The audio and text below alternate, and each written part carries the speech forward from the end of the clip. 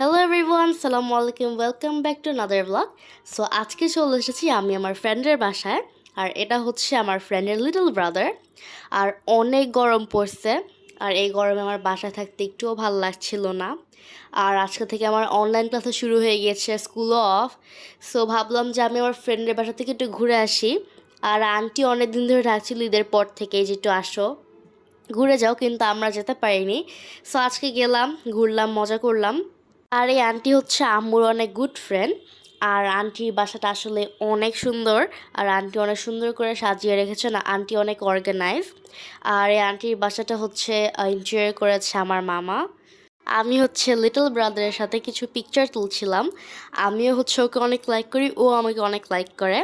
তো আমার ফ্রেন্ড এখন এখানে নাই ভিডিওতে, কারণ আমার ফ্রেন্ডের তখন টিচার আসছিল, দেখে হচ্ছে পড়তেছিল। আমি আসায় তো আন্টি পুরা ব্যস্ত হয়ে পড়েছে, আন্টি কি খাওয়াবে না খাওয়াবে। তা আমি তো বলছিলাম যে আন্টি তেমন কিছু করতে হবে না, কিন্তু আন্টির যেই কথা সেই কাজ। আন্টি অনেক কিছু করে ফেলো, পুরো টেবিলটাই সাজিয়ে ফেলেছে। সো আন্টি, তোমাকে অনেক অনেক বেশি থ্যাংক ইউ, তুমি আজকে অনেক কষ্ট করেছো। তো এদিকে হচ্ছে আন্টির সাথে আমি গল্প করছিলাম যখন আন্টি হচ্ছে খাওয়া রেডি করছিল। আর কিচেনের এনভায়রনমেন্টটা আমার অনেক সুন্দর লাগছে।